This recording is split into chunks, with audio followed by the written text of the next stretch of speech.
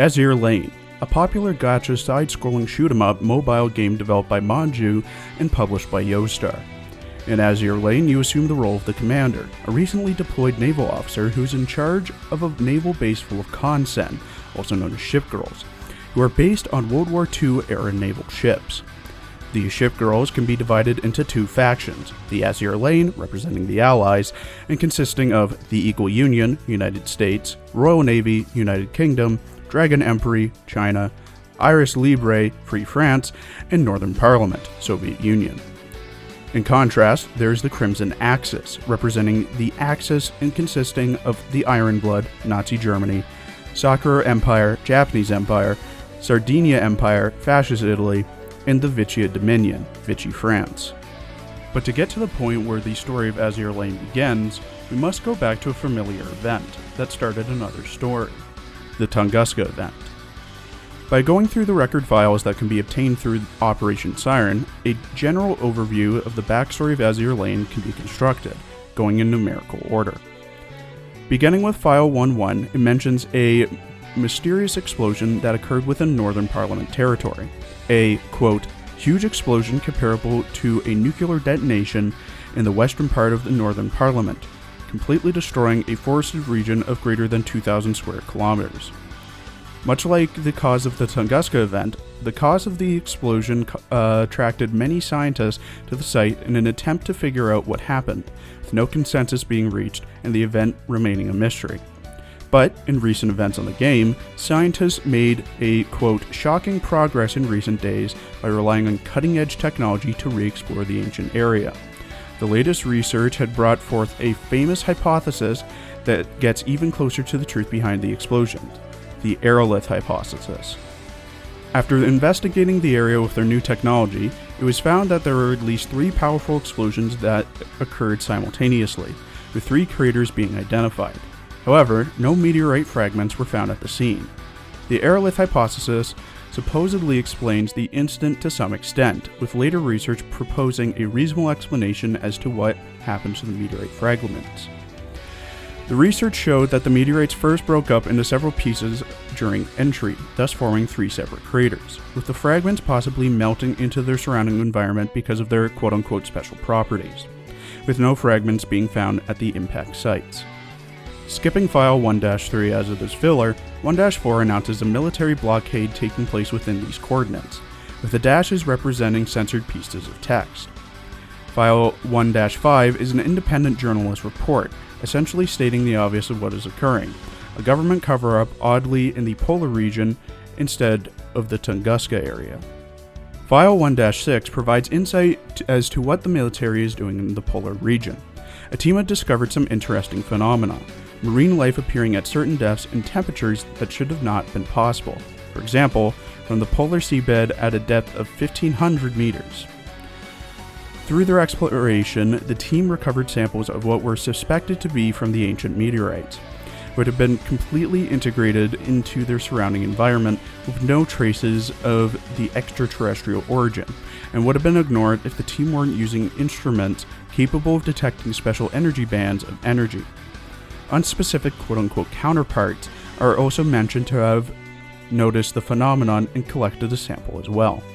These counterparts are most likely the Eagle Union, as File 2.1 is an article explaining how a, quote, new high-efficiency clean energy source that is easy to generate, easy to store, and cheap to use was created in Cooperative Research Institute in which the Eagle Union participated.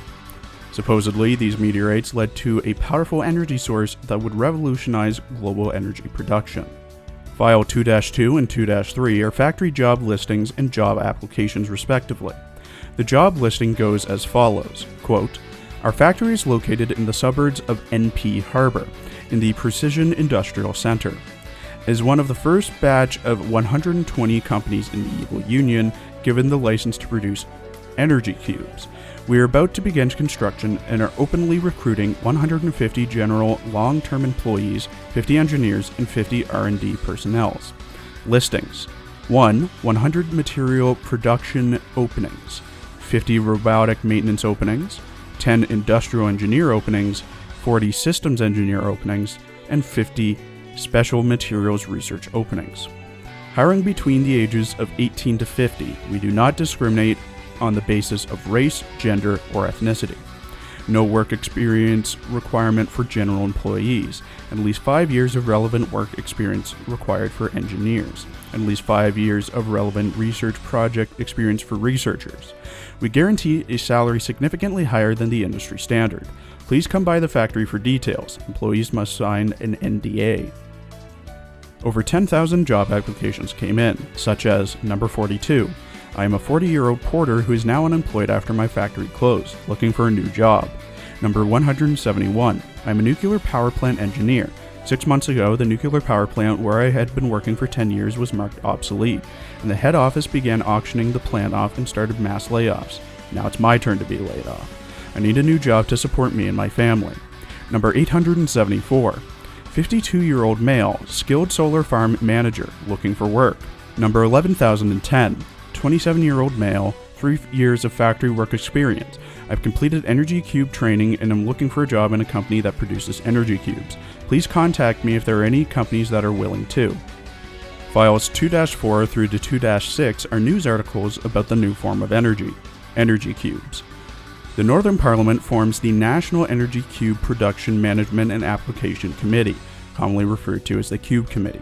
With the establishment of the committee, the Northern Parliament officially included Energy Cube technology into the country's next 5-year plan, with them also announcing the establishment of 3 new large-scale state-owned enterprises that were used for research and development, production and application of energy cubes. The Eagle Union then accused the Northern Parliament of stealing their research results, and called for their allies to prepare accordingly in case they try to, quote, apply energy cube technology in a malicious way that would bring about the downfall of the human society. The Northern Parliament dismissed these claims as conspiratorial nonsense, further stating that they would, quote, focus on using energy cube technology to improve the standard of living for all peoples, and toward projects that would bring prosperity to mankind, such as combating global climate change, rather than using energy cubes to develop weapons of war like the Eagle Union-led coalition. File 2-5 covers a cube standardization summit, where the organizers use real-time holographic communication technology to bring the 2 sub-venues located in the Eagle Union and Northern Parliament into a single virtual conference room. The summit designated the official international name of the Energy Cube as the Epsilon Cube, while also providing a series of standards for its production and utilization. Unlike with conventional energy sources, the most important thing about producing Epsilon cubes is the construction of a complex synthetic container. Differences in specifications during the production process of this container will directly affect the quality of the resulting E-cube. At the summit, scientists carried out extensive discussions of the experimental data published by various countries, finally formulating a series of standards to produce a stable and reliable cube. These standards will serve as a general specification for the production and utilization of cubes across the world. Then, in File 2-6, public opinion on cube technology takes a turn for the worse. Protests against the commercialization of cube technology occur, with most demonstrators voicing concerns about the safety of the cube technology, some expressing suspicion about the Northern Parliament's role in the R&D of the technology. The opposition group was primarily made up of professionals in traditional energy sectors, with a small amount of scientific researchers, with the purpose of the organization and protests wanting to protect the traditional energy industries and to raise awareness of the possible dangers of cube technology. File 3-1 explains the leap for consumerism in using energy cubes, with the final production cost being lowered by 30%. The person being interviewed says that energy cubes are stable, reliable, and have no accidents or cases of energy leakage. Files 3-2 and 3-3 compare the energy cubes to nuclear energy. Quote, in the eyes of the layperson, the cube is similar to a nuclear reactor, an energy source with a nearly unlimited battery life. However, nuclear reactors require fuel to operate, and involve a series of complex control mechanisms and cumbersome energy conversion channels. On the other hand, the cube is much smaller than even the smallest nuclear reactor currently available. It does not require fuel, is simple and safe to operate, and can directly convert energy in the cube into usable power. The most important feature of the cube is its battery-like size, with the battery life of a nuclear reactor. Though the output of a single cube is limited and is not comparable to a small nuclear reactor, cubes can be used with other cubes in relatively free configurations, and the output efficiency can be increased by arranging them. Cubes are an absolutely clean energy source, not only achieving zero emissions during the utilization process, but also having non-toxic, harmless, and recyclable waste byproducts. This is very different from nuclear fission reactors that require dedicated waste disposal. Currently, major cube-producing countries still have total moratoriums on the export of core cube technology, and also have imposed many restrictions on the export of cube products. But countries that have already joined one of the major multinational alliances have enjoyed the unprecedented development brought by the new energy source. A country that could not even complete a single fission reactor seems to have solved its energy problem overnight. Energy consumption is gradually becoming less and less of a restriction on the development of productivity. Therefore, the number of countries that have shown willingness to join a major alliance to obtain the benefits of cube technology has been gradually increasing as well. On the other hand, as cube technology is continuously improved and upgraded, several major cube manufacturers have introduced their own standards on top of the global standards as well, trying to dominate the market through unique specifications and upgraded cube models. Cubes with smaller and smaller sizes and ever-increasing power output are constantly being created, and we may only have seen the beginning of this global revolution. With the power of the energy cubes, small-scale temperature control stations and ice flow melting stations controlled by the Northern Parliament began a large-scale environmental remodeling plan, in which the tundras would be transformed into a, quote, breadbasket capable of supplying food not only to the entire Northern Parliament, but to other powers as well. These stations are unmanned warming devices capable of heating the surrounding environment around the clock, year-round, with the stations being able to evenly cover 1 kilometer of land. This allows the stations to maintain and expand sea routes through the polar region, creating more non-freezing ports across the polar region. The energy cubes also changed the methods of deep sea and space exploration, allowing for unmanned submarines equipped with an energy cube to go much longer than a battery-powered one. With rockets changing from nuclear energy to energy cubes, the astronauts need less protection inside the spacecraft, with the time required for spaceflight also being shortened. File 3-6 talks about the groups that have come about because of the energy cubes, with some even worshipping the cubes with cult-like characteristics, believing that the cubes, quote, have a divine power to solve all problems. In File 4-1, cubes have become miniaturized, starting quite large and slowly becoming smaller until they were about 5 millimeters cubed. Quote, by changing the cube's shell material, the Cube M5 has a volume reduction of 92.8% compared to similar products, while only expecting a 41.4% decrease in output power. In just a few years, various portable devices equipped with miniature cubes have entered thousands of households. From portable electronics to travel facilities to public service facilities, all kinds of new commodities have been emerging. Cube technology has spread to all facets of daily life. Further miniaturization will undoubtedly further accelerate the speed of cube technology into daily necessities, and spawn even more brand new products designed specifically for usage with cubes. Cars are also able to be powered by cubes. Cubes also allow for tourism to deserts and increased recycling. As with all new technologies, they eventually become militarized, which is stated in files 5-1 through 5-6. Because the cubes had become miniaturized, they were able to power powered combat suits, showing that the cubes not only extended a suit's maximum operational time, but also enhanced its mobility and speed. Due to the limitations of last-generation energy supply solutions, old PCS models were semi-open designs, created to be as lightweight as possible. As these models were unable to provide the user with full body protection, they only saw extremely limited usage. After the breakthroughs of cube technology, this fundamental problem became all but a non-issue. PCS design had undergone a complete reversal with the latest generation, with most models favoring a casing that fully encloses the operator. These suits put emphasis on increased firepower and armor, life support for missions in hazardous environments, and systems that raise the operator's tactical awareness. The PCS, once merely an auxiliary combat aid, has transformed into a literal war machine. The FNH group, most likely a reference to FN Herstal, developed a new model of heavy machine gun that uses mini energy cube technology, the FNC-B4, which passed inspection and was adopted by a military force. The mini-cube continuously provided the weapon's other components with energy, and included kinetic energy accelerators embedded in the barrel, and a ballistic trajectory correction device built into the weapon's sights, among others. The HMG can be further categorized into one of 8 models based on intended use, most notably the FNC-B4A for use by infantry, the FNC-B4B for use in powered combat suits, the FNC-B4F for use by large drones, and the FNC-B4H for use on unmanned warships. File 5-3 takes a break from Cube military development and explains the Northern Parliament's expansion of their space station Amir. The Northern Parliament installed additional Cube power units on the station in the future and further expanded the Amir's operational scope.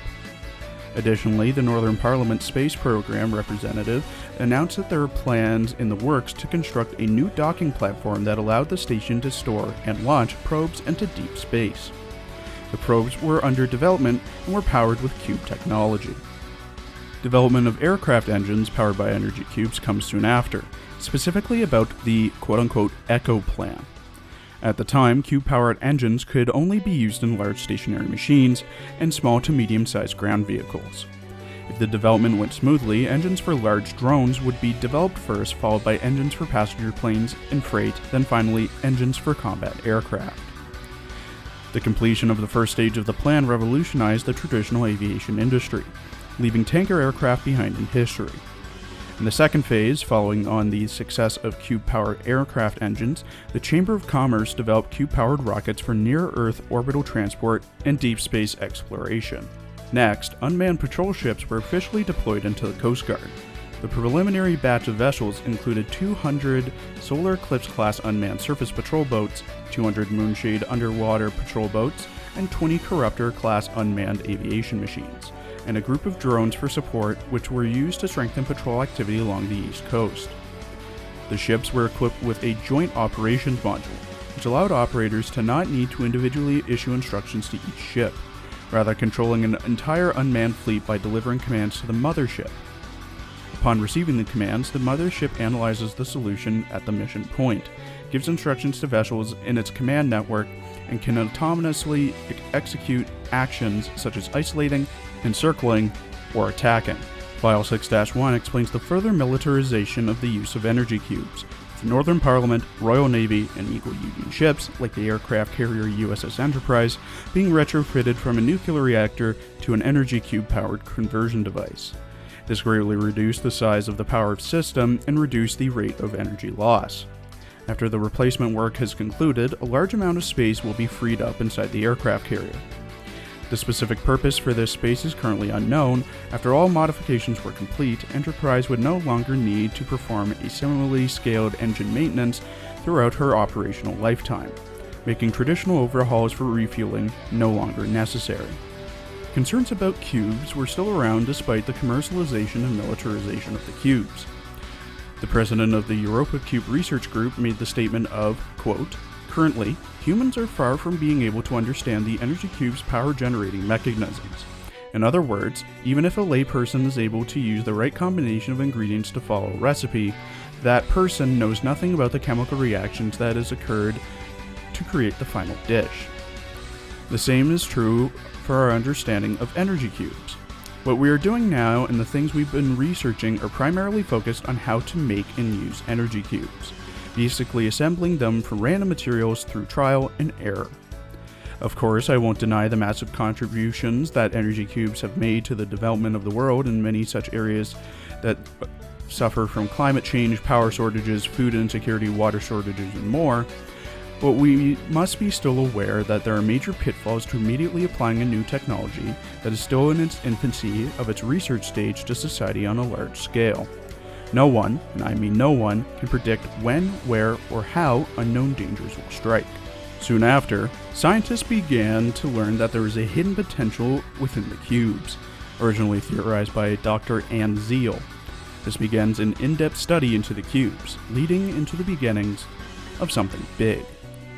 This in-depth research is expanded upon in files 7-1 through 7-6, with 7-1 being a report from Dr. Anziel of how the cubes are a type of black box, understanding what they do but not how they do it.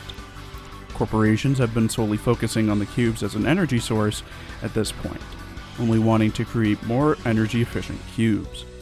Dr. Anziel's team later made a breakthrough after a series of tests, observing the cubes emitting a strange signal when exposed to specific electromagnetic environs. The signal possessed a resonant property, with the team recording material changes with the appearance of the signal. The findings were: May 3rd, 0900. Test commences. Testing environment 16. Objective: perform tests using radiation grouping 26. 0910. Abnormal signal phenomenon observed in energy cube. 0914. Test conductor reports seeing hallucinations. Test terminated. May 7th, 0900. Test commences. Testing environment 16. Objective: perform tests using radiation grouping 28. All steps performed remotely for this test. 0930. No abnormal signal observed in energy cube 30 minutes into test. Test terminated. May 23rd, 0900. Test commences. Testing environment 16. Objective: perform tests using radiation grouping 29. Test conductor outfitted with high-grade protective equipment. 0912. Abnormal signal phenomenon observed in energy cube. 0920. Test conductor reports seeing hallucinations. 0925.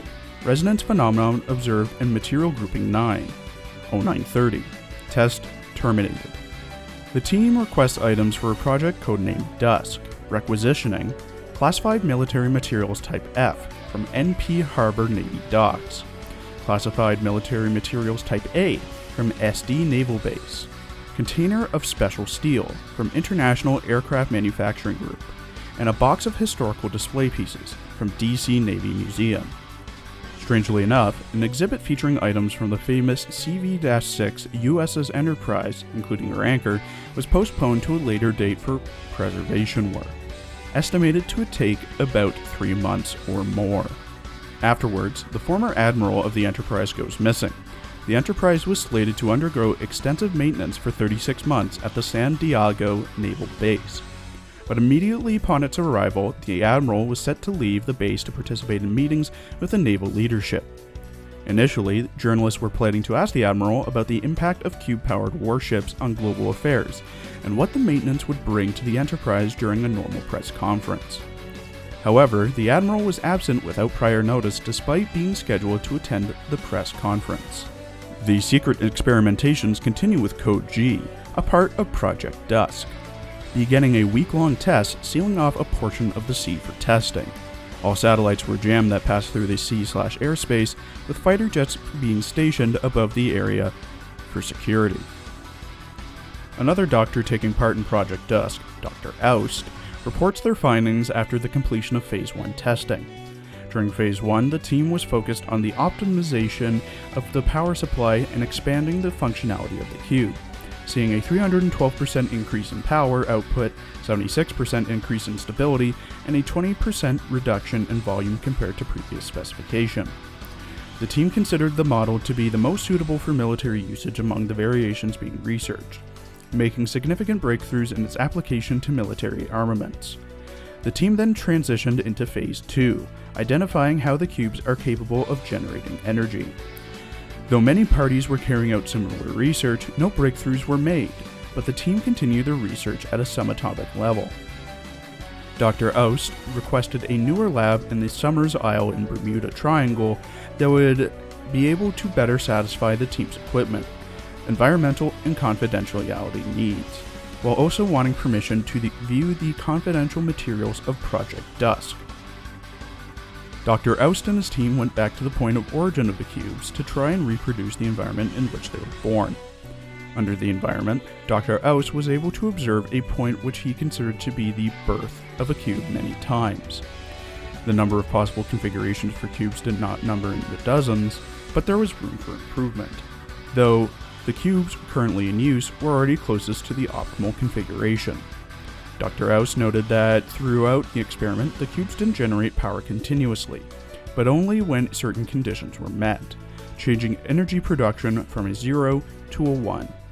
Dr. Aus then requests to view all research data from the then frozen Polar Analysis Project.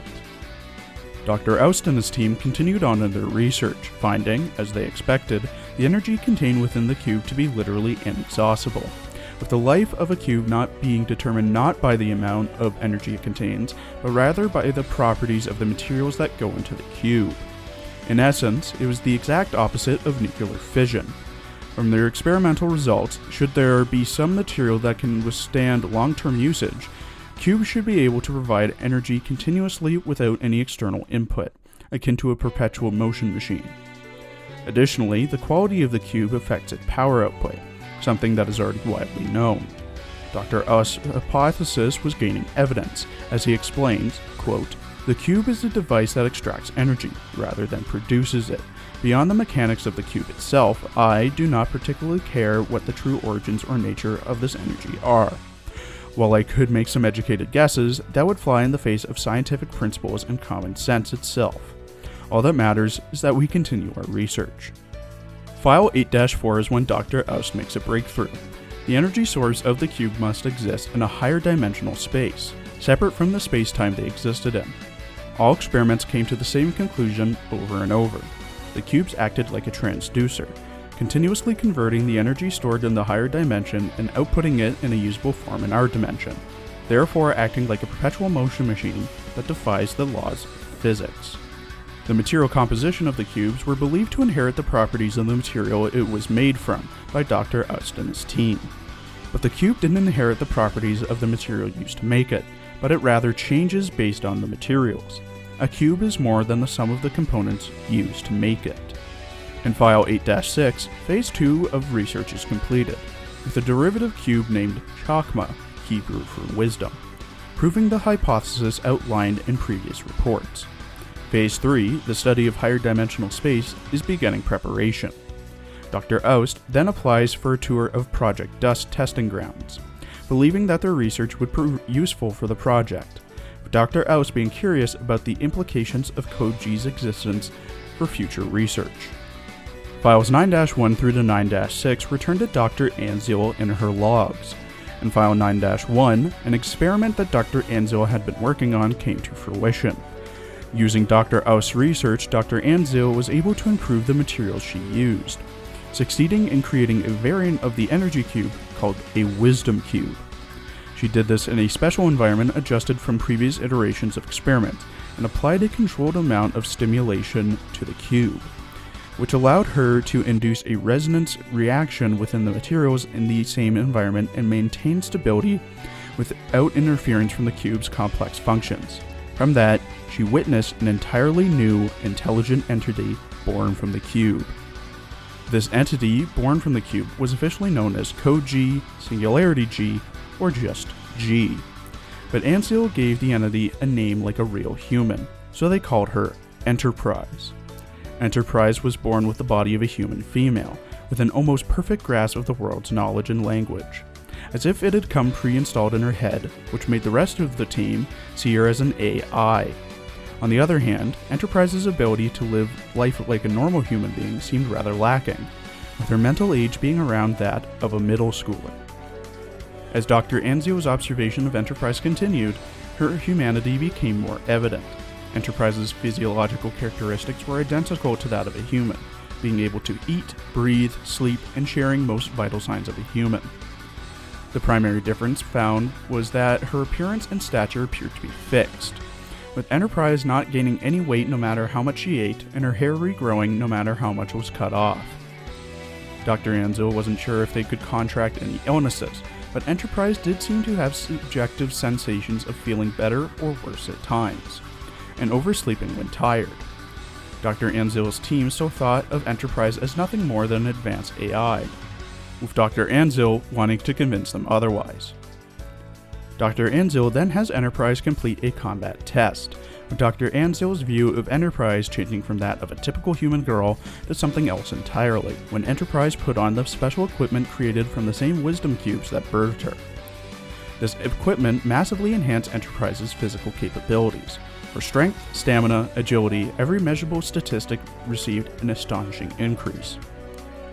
The equipment itself bore the appearance of mini-sized naval-grade cannons and machine guns, which, despite their size, still left on-site research staff speechless. After consulting with her employers, Dr. Anzil named the special equipment rigging, which was created by exposing large quantities of materials to wisdom cubes, causing a resonance reaction that rearranged and reassembled the materials. The materials were entirely consumed in the process, leaving behind only the rigging after the resonance reaction was completed.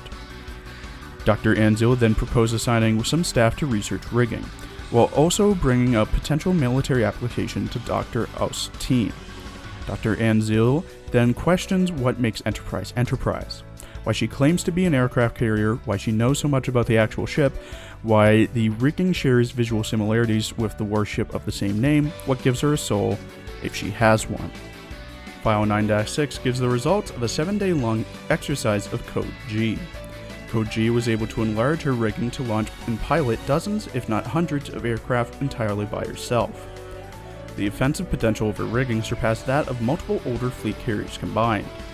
The aircraft she launched were comparable in size to remote-controlled planes, but despite this, they all had the firepower of their full-scale counterparts. Her mobility and size also put traditional warships to shame. Being the size of an adult human male, she is able to board a vessel and launch surprise attacks from the deck. Furthermore, despite what her human appearance might lead one to speculate, with her rigging equipped, she suffered no damage from both small arms fire and from shock waves caused by explosions. Larger weapons similarly proved ineffective against Code G. With a profile smaller than an unmanned patrol boat, it is practically impossible to land a hit on her using traditional naval cannons. When torpedoes were fired at Code G, she leapt over them, and when an attempt was made to hit her using a guided missile, she made a sharp turn and then dodged it. Code G's group, consisting of her and a handful of destroyers, were able to hold their own against 2 entire aircraft carrier task force. This was an unbelievable feat, made all the more so by the fact that 1. She is only just beginning to accustom herself to the rigging, and 2. She has yet to fully master conventional tactic. In files 10-1 through to 10-6, the public learns about Code G through joint military exercises, with Code G being considered one of the lines of experimental kinesthetics artifactual Navy self-regulated N-lore node, or CONSEN. While Enterprise's firepower already greatly exceeds that of the same corresponding class of warships, more notable than its combat capabilities is its potential to learn and grow. The Northern Parliament then unexpectedly announced that it will simultaneously hold a new round of naval strategic exercises, several years before the regularly expected time period, with critics claiming that the irregular event is an attempt to counter the joint exercises held by the Eagle Union and its allies. Given the number of active warships in Northern Parliament, experts estimated that over 800 warships would be participating in the exercise, an event of unprecedented scale. The Northern Parliament adapted their navy in their own way, applying E-Cube technology in a different manner than the Eagle Union, successfully converting over 30% of their active fleet into being powered by E-Cubes. Supposedly, the Northern Parliament decided to change its arms race plan to build a fleet of more than 100 ships of various types, centered around the CONSEN weapon type, as a response to the Eagle Union unveiling Code G. With the belief that the declaration of the arms race reveals the fact that the Northern Parliament is lagging behind in technology of constructing CONSEN from wisdom cubes. With the arms race in motion, the first 2 weeks had sets of dangerous contacts between the 2 global superpowers across the land, sea, and sky.